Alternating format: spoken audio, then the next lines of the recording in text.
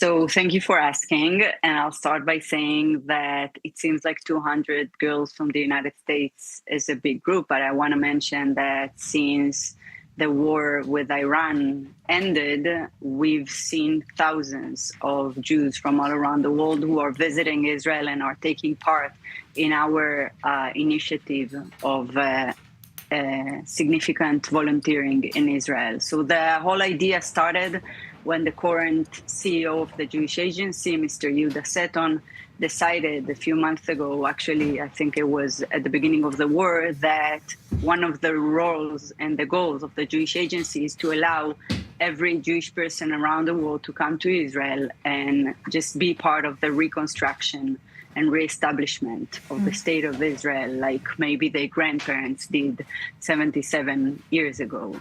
So those groups are coming, and we, with my team, arrange this project, and we're going all around the country. We have a person who's in charge. Her name is Noah Hanukkah, and she's in contact with all the affected areas, trying to understand their needs.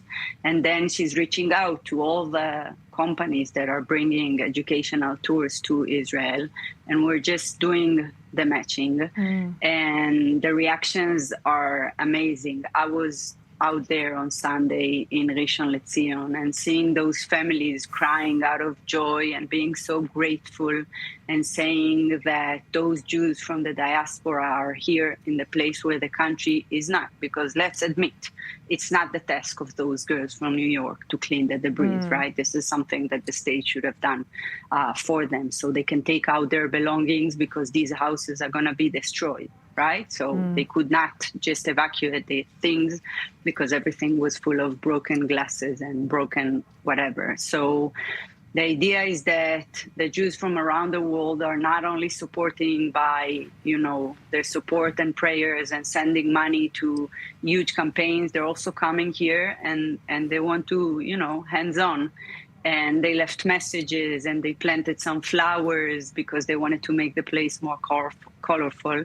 And this is one of the ways that we at the Jewish Agency work to bring the Jews and the Israelis and all the situation and all the Jewish world a bit closer. It's beautiful to even see these pictures of everyone. And you speak about the reaction from the residents of Rishon Lezion.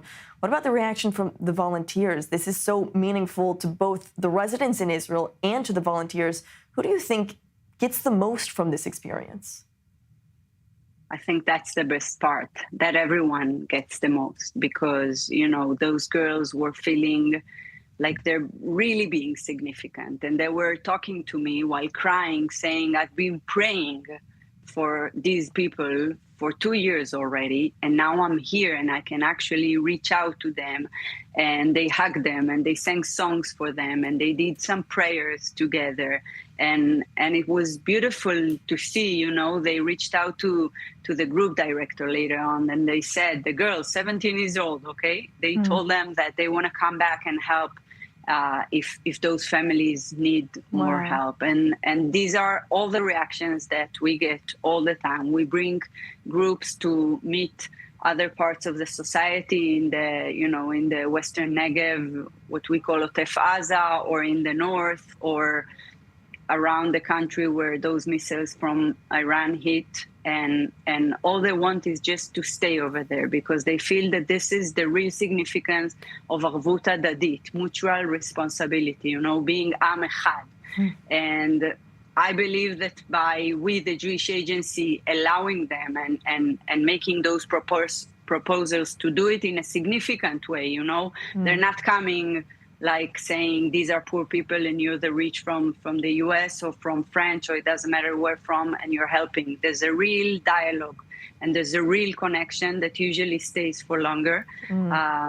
We believe that this is what part of the things that the Jewish Agency should be doing and leading. And it's a beautiful message that you guys are sharing. I want to ask you specifically, Dalia, as the sister-in-law of hostage Eitan Horn and released hostage Yair Horn, how do you personally carry the weight of that reality while also leading these amazing efforts to support other Israelis that are living through trauma? How do you carry it all?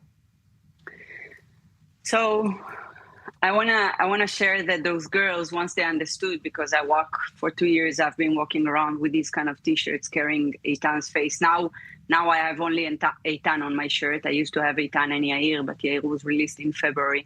The girls asked me the same thing. How do you continue working? How do you come out to the field and do those volunteer activities? And I want to say that we are enduring, we're going through the worst moment since the Second World War and the Holocaust. The worst. I don't think we can imagine something worse. Like, as we speak right now, it's been 650 days that our brothers and sisters are held in a dark tunnel, starved, tortured, and, you know, who knows what's going to happen? Because for 2 weeks we've been hearing that there's a deal coming very soon, but it's not coming, and it might be one of those hostages' last day. But on the same time, we don't stand still.